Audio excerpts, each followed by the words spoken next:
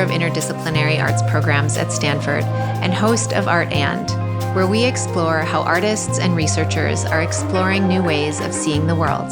Today, we're joined by artist Erika Chong Shuch, this year's VPA visiting artist, and Reverend Dr. Tiffany Steinwert, Dean for Religious and Spiritual Life at Stanford.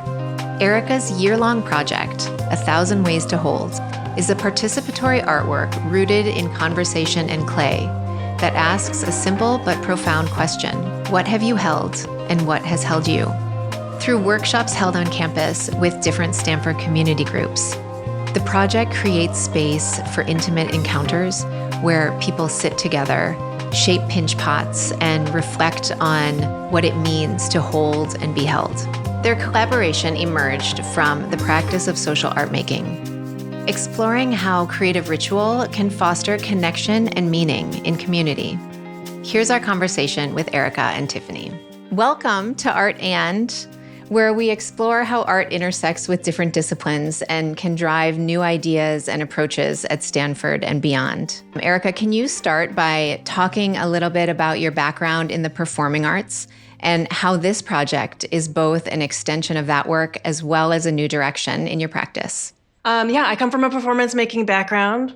I started making work when I was around 19 years old, and by making work, that meant like gathering whoever would play with me. And that was often working across disciplines. It was often working, with actors and dancers, but also some people that I met at the farmer's market or my random roommates. And so it was always this kind of like hodgepodge of artists and non-artists alike. And although I come from a performance-making background, I've always been interested in how people that don't necessarily identify as performers like step into that spotlight. So I've been making interdisciplinary performance work for many, many years. I direct for theater, I choreograph for theater, and I started a performance collective called For You in 2018. And we look at performance making as gift giving, and performance making is an opportunity to bring strangers together for these intimate encounters. And so we started this project where we would gather like very small groups of audience members, and we would, for our first series of works, we would spend a year with just 12 people, and we would like date these 12 people, and we would make these performances as a gift for these 12 people. And the day of the performance would be the time that these 12 people would like gather. So it was really just as much about creating a gift for these individuals, but also like how do they show up for each other? So creating the circumstances for strangers to show up for one another, and that's been kind of the root of our practice for since 2018. And then in 2020, when the pandemic hit, we started a project called Artists and Elders. And we started working specifically with bringing artists and elders together for intimate encounters. And so this idea of like bringing unlikely people together for some sort of creative exchange has been the root of the work ever since. And even now, as post-pandemic, as theaters are opening up, I'm still bringing those sensibilities into the theater. Like now I think a lot about who are we making for, who are we making with, and even when I'm creating like a piece of theater that happens in a proscenium, these questions that we've kind of been guided by with the For You practice continue to guide this work. And so this project, 1,000 Ways to Hold, is the first kind of ceramics-based social practice project that I've had the opportunity to work on. I'm so grateful to Ellen and the Office of BPA and Tiffany to be able to support this kind of work. Like, where else would I be able to create this kind of experiment? Like, it's truly, truly an experiment. We went into this project with so many unknowns, and I just feel so grateful to be able to explore how to thread these seemingly disparate threads of my career together in this grand experiment with you both. But it also really makes sense. And we'll get into the way that the project has unfolded in a minute, but I'm going to turn it over to Tiffany. Can you tell us a little bit more about your role as the Dean for Religious and Spiritual Life at Stanford, and briefly share the framework that guides your work? Yeah. So here at Stanford University, we are really fortunate that the Stanfords had imagined education as more than an education of the head, but really an education of the heart. And so central to the work of Stanford University is this idea that the work of education is about the formation of the whole person, right? Body, mind, spirit. And the Stanfords, particularly Jane Stanford, was very interested in the role of religion and spirituality in helping to shape and form this heart education. She said that when she was designing the university, the architects came back with the first designs and they had the library in the very center of campus. And she said, yeah, no, I told you that I want the church in the front. Take away the church from this or any other university, and I want nothing to do with it. And it was this central commitment that church or spirituality was central in forming the whole person.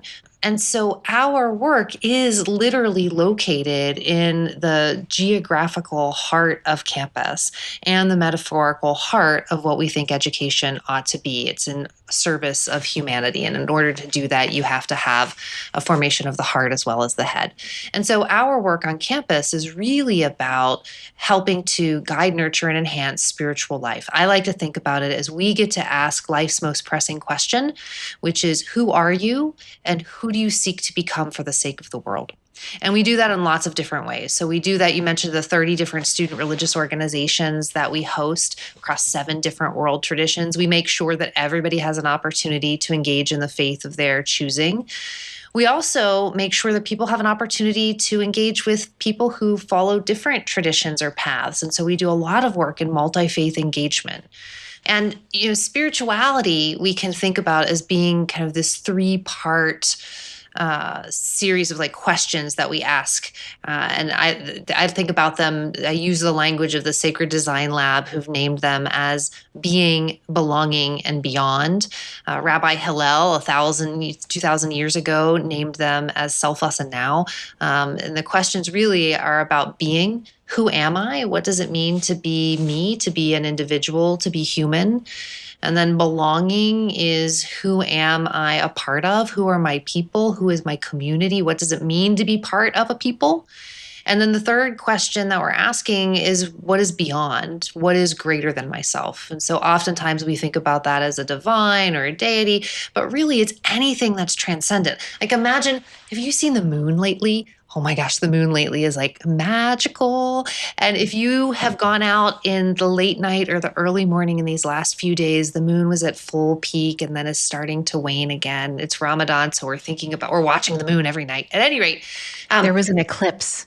Yes, there was a lunar eclipse and it was turned red. That was amazing. It was amazing, right? So that is beyond, right? That is beyond. It's this idea of, spirituality is asking you 3 fundamental questions. Who am I? Who are my people? And what is greater than myself? So I'm so glad that we came to you at the very beginning of this project. When Erika and I started talking about the project 2 years ago, I think there were a lot of things and questions swirling on campus and lots of things going on in the world. But Erika, if you can go back to just how you formulated the idea, how did the project really start? Were you responding to a moment or question? So I remember having a meeting with the great Deborah Cullinan, Vice President of the Arts here in Stanford, about this particular opportunity to work here. And I remember asking Deborah, what's up? What are people wrestling with on campus? What is the need in an environment that is so saturated? And Deborah just talked about people feeling isolated. And because we were coming out of the pandemic, I think that we all experienced a sense of isolation. And crawling out of the pandemic, we still wore that cape in a way. And so I remember I left this meeting with Deborah and I was like, okay, there's something in there. And then I went to this Tressitter and got my Panda Express or my salad or whatever. And I was sitting at this long bench and there were these 2 young men that were clearly meeting for the first time. And they talked they're like, bruh, what's up, bro, like all this bro, and like, ooh, like big, and they're like, they gave each other one of those hugs where you like kind of like slap each other's hands and like pat each other on the back really hard. It's like, so there's all this kind of, and I was like, oh, they're clearly meeting to like talk about their sports team or something. So then they sit down on the long bench next to me, and one guy's like, so bro, like, how you doing? And he's like, well, I'm feeling really like lonely and like really isolated from my family, bro. And the other guy's like, yeah, me too, bro. And they're like, well, tell me about your like spiritual practice, bro. And the guy's like, well, I like try to do my meditation in the morning. And the other guy's like, yeah, well, I'm doing this journaling practice. Like they had like the deepest conversation about feeling isolated and what they were doing to try to find relief and reprieve. Like somehow these two young men found each other and sat down and had this like conversation that continues to bring me to tears. Like it was just so intimate. And I was entering into that moment of observing with so much of my own critique or my own judgment. And then they just like broke all of that down. I was like, my God. I think that just the idea of creating a project that simply brings two people together that don't know each other for a simple moment of exchange where we can like simply hold each other's hearts and imaginations and longings and dreams and grief like for 10 minutes. Like if we can just do this kind of like small scale, small touch moment that just brings people together for a moment of exchange. That doesn't have to be like the deepest thing in their life, but it's just a moment of reprieve and of contact. I love that story. And it's so true. It's the small moments of actual in-person human connection that can be really powerful. Tiffany, you have said that art often gets you deeper, faster. So in thinking about moments of exchange like this, and when you were introduced to Erika's project, what resonated with you in relation to spirituality? Well, I think of art as being liminal space, right? It creates this, it often introduces like a third object, whether it's the act of making the pot in which this particular thing is, or if it's going to a museum and beholding together the same painting, or coming upon a public sculpture and asking some questions about it. It invites you into a neither here nor there space that can open your perspective. So by gazing or participating or doing a ritual of some sort, the participant is invited into a world of imagination that allows them for a moment to be suspended in time. This feels like very heady. I love ritual theory. Erika, as you were talking about your work in theater, I was like, oh my gosh, that's like so great, right? Because theater and religious ritual are actually very connected, because what you're doing in both of those is you're using art to imagine a different way of being in the present time that might be very different. Art gets you deeper faster because it gives you a third object to jar you out of your present. It offers another perspective so that you're seeing the world and your situation in another way. And I think what's the most important thing is that it invites you to play and to imagine that which is not yet. And that is like the most beautiful thing. But how often do we sit at a table and somebody says like, hey, how's it going? And it's really hard to answer that question, right? But we know if we add art or we add a third object, it helps us to shift or to drop into space, right? Like you can drop in and have a different conversation because of art. I think of art as deep, deep religious ritual and sacred and holy.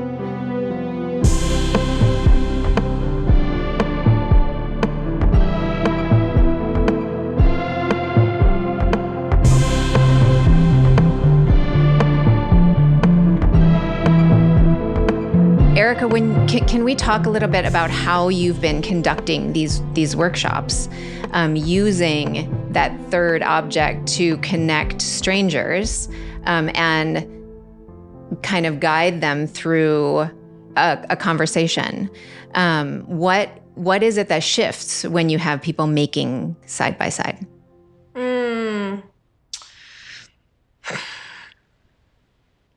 I really agree with what Tiffany said around the almost like a distraction. Like we need to put our focus on this third thing together rather than on one another, because it's. I was at a dinner last night. It was for my maybe I shouldn't say what it is. I'm not going to say what it is. It's a secret. I was at a dinner. I was at a social event. And there were all these people, and we were, expected to bond with one another. And we're like eating our tacos. And I was like sitting next to people I didn't know. And I'm like, this is exhausting. Like I really am trying to find my way to open up and like to look, to find, to just, I think as an artist, like so much of what we're doing is like, always like looking for the like electric gold that like sits in unexpected places. And so even at a dinner party, I'm like, okay, what are the questions I need to ask to this lawyer sitting next to me to like find something that feels like zingy? You know what I mean? Like, how can I like bust my way out of or through the kind of small talk? And it's like, it's hard, right? It's hard to connect. I think the muscle that it takes to connect is really hard. And we're all so tired. Like there's just so much going on. And so there's something about the making of the bowls that has been like, the primary thing is that we're making the bowl. And then this kind of like flow of conversation happens because I think that the body is at ease, right? There's a way that there's a way that it's both forced and unforced. It's unforced because there's a very simple prompt. People sit down. They're oftentimes paired with the stranger. We give them a ball of clay. We ask them to talk about what they have held or what is holding them. And usually we'll give some examples. Like, for example, you can talk about, what have you held? I've held on to my child. I've held like lots of holding hands of dying people. It can also be, I held on to resentment. I held on to grief. So we give some examples and then we let people go. And so the prompt is very like light, right? And the process of making the bowl takes most of their attention, and then they just find themselves in a kind of like flow, right? Like a kind of unguarded flow. And the thing that I've been loving is the way that like one person will open the conversation in a direction, and then the other person's like, oh, me too. Like they're like, we are like hardwired to look for things that connect us. One person will be like, I am holding on to this jacket that I got when I was in 6th grade, and I got it in Korea, and it's a fake Esprit jacket. Remember from Itaewon? And the other person's like, oh my God, I also have a fake pair of Reeboks. So we look for connection. We look for similar or I remember one group of people, I go up, I say, hey, how's it going? How you going? They're like, this is the grief table. Like, what do you mean? One person said, okay, they all 4 people were in one conversation, and they all had experienced like profound losses and recent losses, and they were connecting on that. So it wasn't like they were connecting in a way that felt like the grief is sitting atop my shoulders and I can barely get out of bed. They were talking about it in a way that had like movement and levity. So I do think that there is something about the task that releases these like surprising stories. And then people want to hold each other's stories well. They want to be good listeners.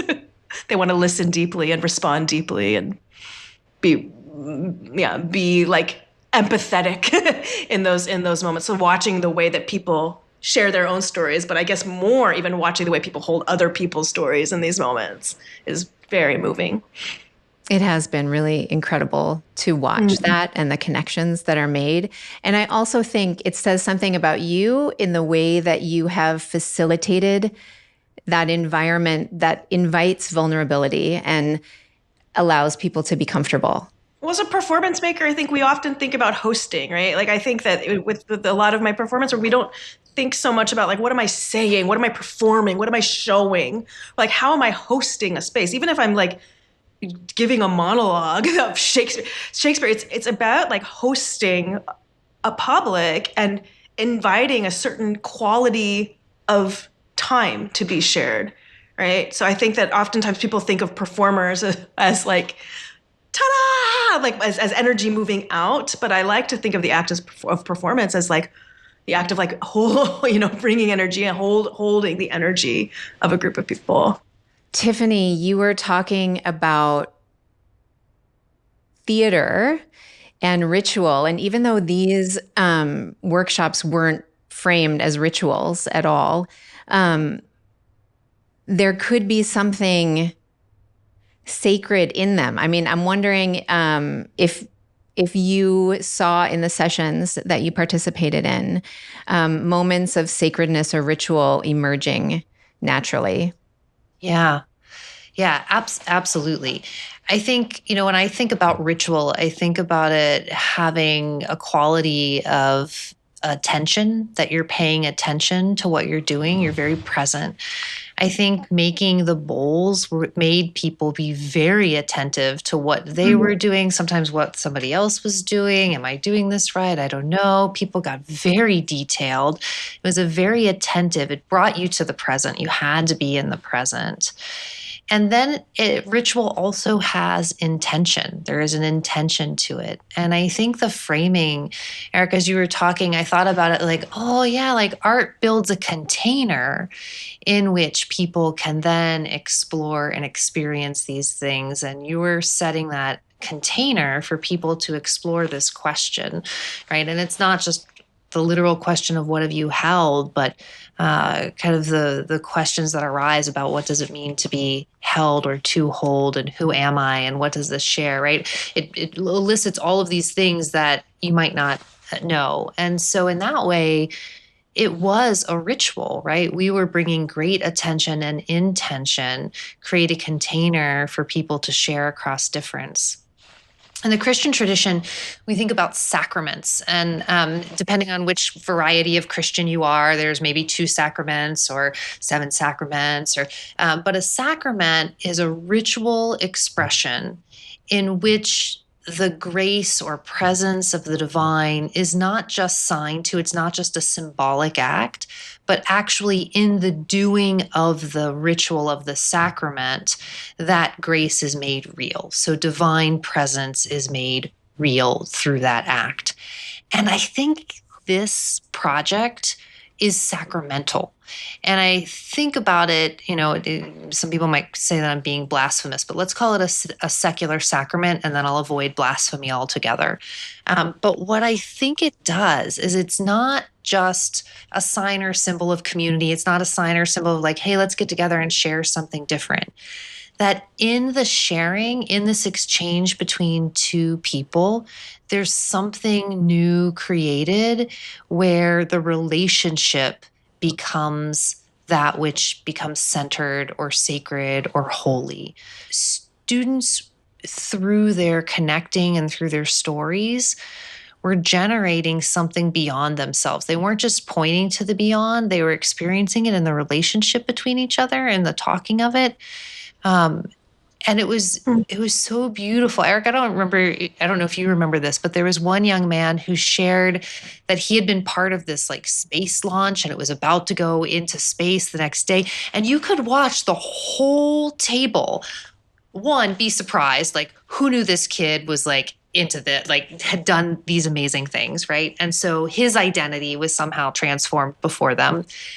But there was this like radical appreciation of who this person was, and this connection to, I don't know, I felt like everybody at the table was experiencing a little bit of like exploring space together. Like, I don't know how to describe it beyond that, but it wasn't just the conversations. There was something generated that was beyond the conversation. It was like that energy between people. And, they stayed afterwards and they talked afterwards, which they never do at that meeting. They're like in and out, right? But it really was. I would say art is a secular sacrament in that way.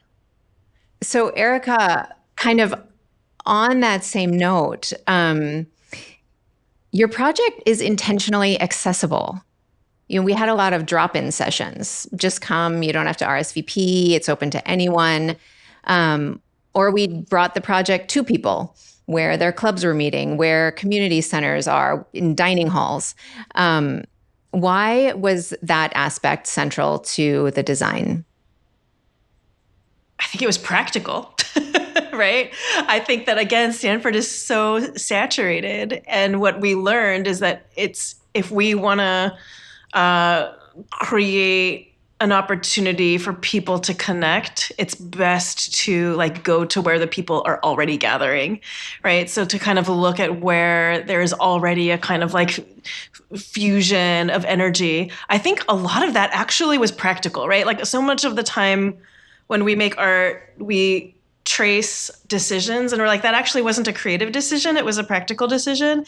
And then we learn like, oh, that was the decision that was like the destiny of the project. Do you know what I mean? Because I think if 2 years ago we would have started to conceive this project, we would have imagined, oh, we're going to have a pop-up ceramic studio in Memorial auditorium and it's just going to be there for 2 years and people are going to come to us. Like, I think that that's how we would have designed it. But then what happened was that I learned that there are so many pockets of community on this campus and that all of the, like these discrete groups carry a very different kind of like energy and ethos, and ranging from going to do stuff at the hospital, like working with patients and family members of people at the Stanford Hospital, to going to to Tiffany's group that with the Office of Religious and Spiritual Life, to going to the staff down in Redwood City. Like each of these pockets of communities kind of carry their own their own like ways of being in relationship to each other and in relation to this broader Stanford community. So I feel like the project actually expanded because of this like practical choice that we had to make. And for me, I feel like I've been able to be introduced to all of these kind of islands on campus. And it seems like there are these like islands that have pretty hard walls and pretty like large oceans between. Like they're pretty like discrete. And that's one thing that I've been just curious about, is like where are the spaces on campus in which there are like bridges that are happening, and there is conversation kind of like across discipline or across difference. And I've been most drawn to the kinds of spaces that we visited that carry that kind of that kind of potential. I mean, it's interesting to just be sitting in this conversation with you, Tiffany, because I'm just reflecting on, like, we're making an artwork, right? And like the goal is to make this like beautiful artwork, right? And so in a way, as artists, we're kind of like product oriented, right? And then I'm thinking about like, what is the process that allows for a beautiful artwork to have? Like, what does that even mean? What does a beautiful artwork entail? And I'm thinking about all of the things that we want the process to hold in order to ensure that the thing that we're making is carrying an aesthetic integrity, a humanity, and a process that we can stand behind. A process that feels like it's like a process of unfolding, a process of like shared generation and shared creativity. And it's just interesting to reflect on like from our various fields, like where we're like mapping how we're mapping process. Yeah. And I think that as an artist, sometimes, especially as an artist who's working in like social practice, or I do a lot of work within particular communities. I mentioned earlier that I do some work with elder communities, but there's a lot of different like community groups that I work with. And oftentimes the process of making is ritualistic, is therapeutic, but I'm not a therapist or a reverend. And so I have to move through that with a lot of humility to be like, I know how to build an artistic process. And if the process holds these things, winning. But to recognize the parameters and what I can hold as the person, as the person that I am. Yeah. Well, I mean, I think in some ways when you design and embed a process for a particular product or outcome, and you know what it is that you want to have at the end, the way that you're able to then embed that through the process ensures that actually both the product and the process have those same values, right? They're guided by those same things. So actually, you don't actually have to hold the process because you've designed it intentionally to do that which you want it to do. I don't know if that makes sense, but like, Totally, yeah. right? I mean, we always talk about like it's not the destination, it's the journey, right? And the spiritual journey it is the process. And so I'm always more interested in the process than the product. But I think for art, when you design those in tandem, when you're really thinking critically and intentionally, strategically about how to get at that thing that you're trying to surface, then the process just intuitively has that woven inextricably in it. And it really was beautiful. You say you're not a counselor or a reverend, but my goodness, watching you host that space, it was brilliant. It really was the best of what we hope spiritual companioning can be. Yeah, it was beautiful. Thank you. And I think it's about how we move it. I very much appreciate that. And I think it's about the intention. Like, I'm moving into this space and I'm hosting this space in this particular way because I want people to connect in this particular way, to create this artwork in this particular way that's then going to be translated into a museum.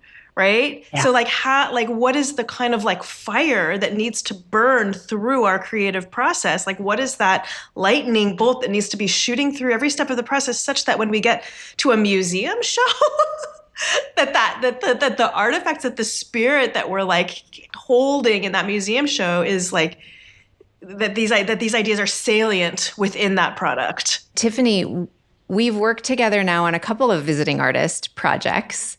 And I'm curious how you're thinking about what art and spirituality collaborations could look like in the future, and how these types of projects can really help students explore identity and community and awe and wonder. Well, I have to say, I think the secret sauce is finding just the right visiting artist who can serve as a catalyst for these conversations.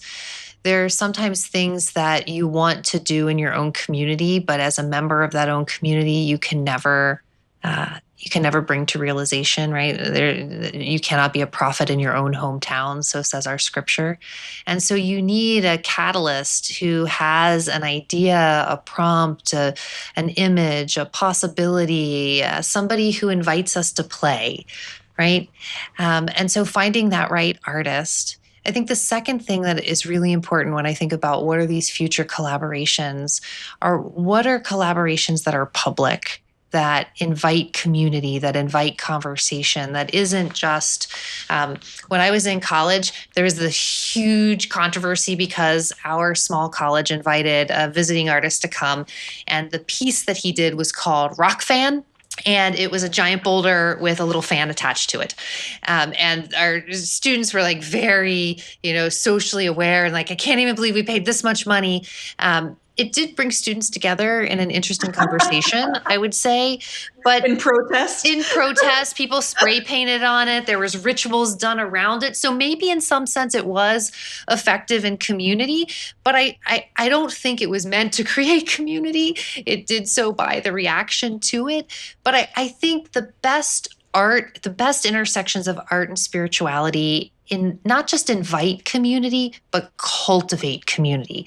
So through the act of producing the art, that the community acts and does that work together, that in and of itself is the art that I'm interested in making with our community, because that's the act of spirituality. And maybe it looks a little bit different than a rock fan that gets spray painted with graffiti. But I think it's finding that right prompt that cultivates community. And I think the third part is that it is lasting.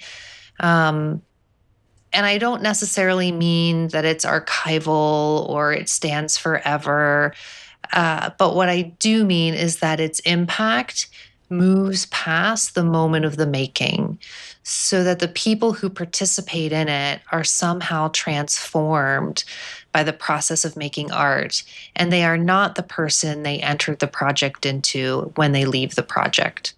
So those are kind of like the three criteria that I would say. It is probably one of the best parts of this work is thinking creatively and collaboratively with people all across campus to be able to ask students these questions and staff and faculty and engage them in conversations and in play that they never would have imagined themselves doing. So I'm really looking forward, Ellen, to future collaborations, and I can't wait to see what comes next. Same. Erika, I'm curious about how you're thinking about the future of this project. Do you think it will go beyond Stanford campus and community, or what could it look like in the future? I think it's such a beautiful way to catalog the lives and impressions of a community of people, right? It's just been like I'm sitting here in front of I think 800 pots. Like there's 800 people that have like held clay and had a conversation about something that they have held, and had their thoughts and their ideas like held by another human being. So I just think it's such a beautiful kind of archive of these intimate exchanges between strangers, and I'm really curious to explore how that would land somewhere else. Like I was thinking about where I live in Berkeley, and I was like, what would it actually be like to create this portrait of Berkeley? What it would actually be like every single resident of Berkeley is going to make a bowl and have a conversation. And and then I think the impact at the museum is going to be it's going to be incredible. It's like these are the people that I park next to and that I eat in the dining hall next to, or the people that teach me physics, or they're just the kind of the ways that we're able to like develop a kind of curiosity for the people that we just like cross on the streets every day, like to be able to celebrate something like truly extraordinary about every single person. So I really hope that there's we've learned so much from this exhibit. I mean, we've learned so much in terms of what kind of clay to get, in terms of how to like wood fire this clay, in terms of how to attach that. We've learned so many things in terms of how to build this machine that can translate these stories. We've done so much learning here on the Stanford campus, and I really hope that this learning can be taken to other communities, and that we have the opportunity to create these kinds of like portraits of broader communities. And I would be very excited to be able to have the chance to do this again. Yeah, it'd be a shame if you couldn't put those new skills into practice again somewhere else. I'd love to see the project go on. I just want to thank you both for holding this project and holding space for so many members of our community through it. I hope everyone will come see the show. It will be up April 2nd through August 17th at the Anderson Collection. And yeah, we hope to see you there. Thank you both so much for the time today. Thanks, Ellen. Thank you, Tiffany.